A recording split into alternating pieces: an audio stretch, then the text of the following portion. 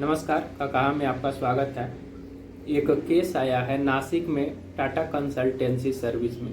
वहाँ पे एक ऐसे गिरोह का भंडाफोड़ हुआ है जो माना जा रहा है कि 4 साल से महिलाओं को हरास करते थे और उनको धर्म परिवर्तन के लिए फोर्स करते थे।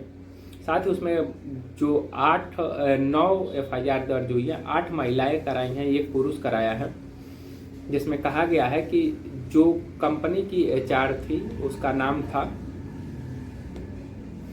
निदा खान। जो महिला थी वह महिलाओं को अपने झांसे में लेती थी और फिर उनको जो उसके साथ काम करते थे, जिसमें जो 7 से 8 लोग गिरफ्तार किए गए हैं, जिसमें तौसीफ अत्तार है जिसको मास्टरमाइंड बताया जा रहा है, और निदा खान जो है वो फीमेल HR थी।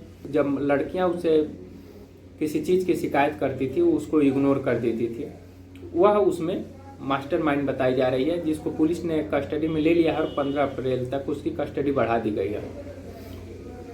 तीसरा है आसिफ अंसारी, सफ़ी शेख, शाहरुख कुरैशी, राजा मेमन और दानिश शेख। यानी इसमें ये कहा गया है कि ये सभी लोग मिलकर क्या करते थे, जो हिंदू लड़कियां आती थी जिनकी एज होती थी 18 से 25 साल तक, उनको ये क्या करते थे, प्रलोभन देते थे, लालच देते थे और फिर उनके धर्म के खिलाफ, उनके भगवान के खिलाफ उल्टा पुल्टा बोलते थे, उनको गलत जानकारी देके और फिर उनको पैसे का लालच देके उनके साथ रेप करते थे, उनको हरास करते थे। और फिर इसका भंडाफोड़ कैसे हुआ, तो कहा जा रहा है कि एक लड़की थी जो अपने घर गई और उसके माँ बाप ने उसको देखा कि ये थोड़ी सी बदली सी नज़र आ रही है, पहले जैसे कपड़े पहनती थी, जीन्स और बाकी सारी चीज़ें वो नहीं पहन रही है। वो अचानक से सूट पहनने लगी और फिर एक दिन उसके पिता ने देखा कि वह कमरे में बैठ के और नमाज पढ़ रही थी और रोज़ा रख रही थी। यह उन लोगों को कहीं न कहीं कंसर्न हुआ। फिर वो लोग उसको उन लोगों ने उसको भरोसा दिलाया और फिर उस लड़की ने बताया और पहला FIR जो दर्ज हुआ वह दर्ज हुआ है आपका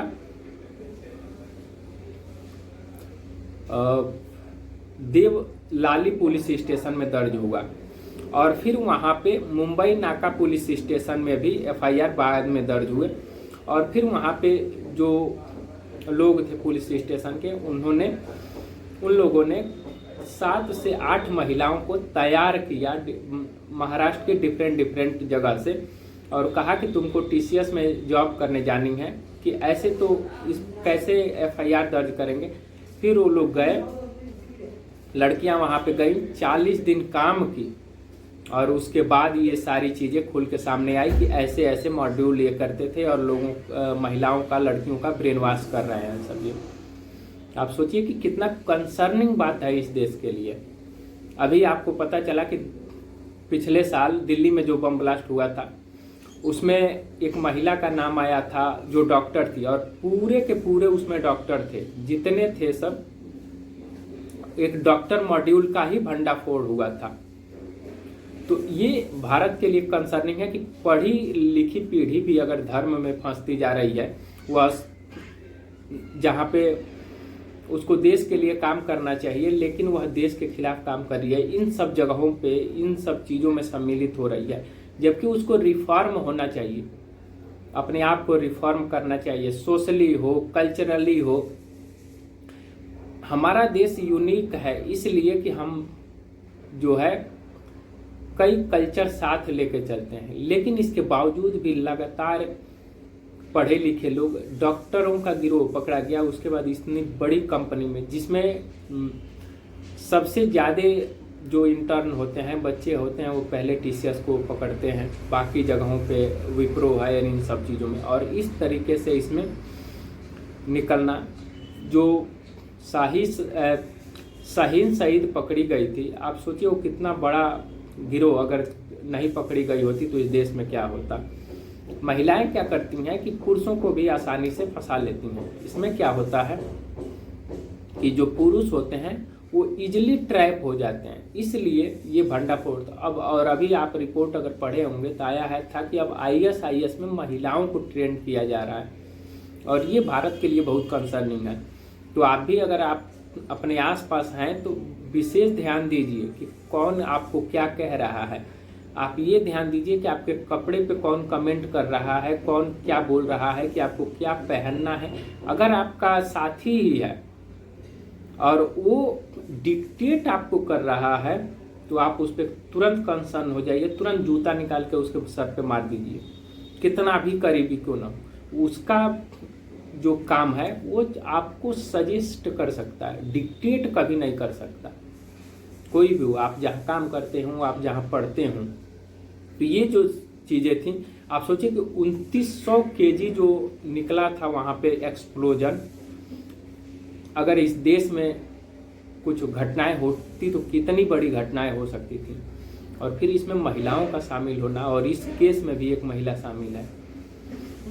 कहाँ देश एक दूसरे को जोड़ने की कोशिश कर रहा है और ये एक तरीके से अपने आप को फिर से उभार दे रहा है। तो इसमें यही सारी चीज़ें हुई हैं कि मेन रोल माना जा रहा है कुछ लड़की का है, वो लड़की ही सारी चीज़ें करती थी और फिर इन लड़कों से संपर्क कराती थी।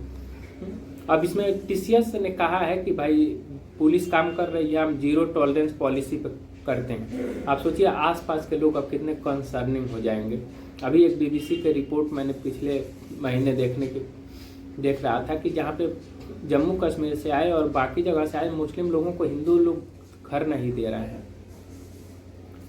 और ये कंसर्निंग है कि अगर कोई उस कम्युनिटी का लड़का या लड़की प्रतिभावान हो, कोई अच्छा भी हो, तो इसमें क्या होगा कि एक लैक ऑफ जो ट्रस्ट हो जाएगा, ये बिल्डअप और डेवलप हो जाएगा। इससे इस समाज का, इस देश का बहुत नुकसान होगा। जो एपीजे अब्दुल कलाम ने जो नींव रखी थी इस देश में कि शिक्षित होने का, साक्षर होने का, वो कहीं ना कहीं पीछे हटता चला जाएगा। इतने बड़े महान उनसे आदमी नहीं सीख रहा है जिनको मिसाइल मैन कहा जाता है इस दुनिया का। बाकी लोग सारी चीज़ें सीख रहे हैं, इस साइड भी कुछ हैं, उस साइड भी कुछ हैं। लेकिन ये इस तरीके का मॉड्यूल निकलना कि किसी को अपमानित करना, किसी को एक्सप्लॉइट करना, किसी महिला को हरास करके उसका रेप करना, ये तो अक्षम्य सजा है। अब आप कब तक ब्रिज बनाते हुए चलते रहेंगे जब ऐसे मॉड्यूल भंडाफोड़ होते रहेंगे। तो ये उस वर्ग के लोगों को भी आके इसमें एक तरीके से अगर देखा जाए तो आवाज़ उठाना चाहिए। केवल एक वर्ग को के प्रदर्शन से कुछ चीज़ें नहीं होंगी, उस वर्ग के लोगों को भी अपने वर्ग के लोगों के खिलाफ खड़ा होना पड़ेगा, बजाय कि उसको डिफेंड करें।